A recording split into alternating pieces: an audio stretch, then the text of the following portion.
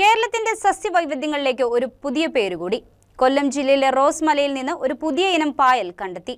ശുദ്ധജല ആവാസ വ്യവസ്ഥകളിൽ മാത്രം കാണുന്ന ഫ്രഷ് വാട്ടർ റെഡ് ആൽഗി വിഭാഗത്തിലെ ഷിതിയ ജീനസിൽ ഉൾപ്പെടുന്ന സസ്യമാണ് കണ്ടെത്തിയത്.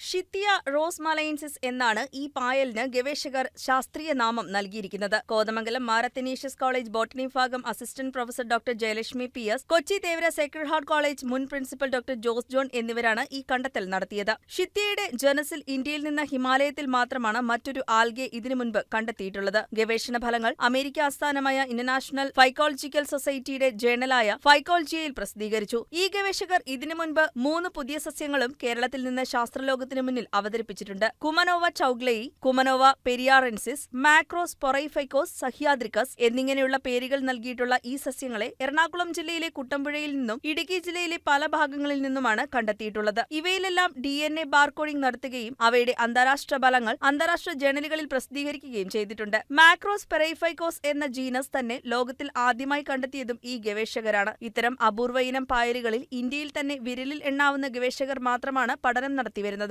അതിനാൽ തന്നെ പശ്ചിമഘട്ടത്തിൽ നിന്നും ഇവയെ സംബന്ധിച്ച ഗവേഷണങ്ങൾ വിരളമാണ്. ഈ സസ്യവിഭാഗം ശുദ്ധജലത്തിൽ മാത്രം കാണപ്പെടുന്നതിനാൽ ഇവയെ സംബന്ധിച്ച വിവരങ്ങൾ പരിസ്ഥിതി അവലോകന പഠനങ്ങൾക്ക് സഹായകമാണെന്ന് ഗവേഷകർ പറയുന്നു. പുതിയ ഇനത്തിലുള്ള പായൽ കണ്ടെത്തിയ doctor Jayalakshmi, doctor Jose John എന്നിവരെ MA college association secretary doctor Winnie Varghese, principal doctor Manju Kurian, അധ്യാപക അനധ്യാപകർ തുടങ്ങിയവർ അഭിനന്ദിച്ചു. News desk KCV news.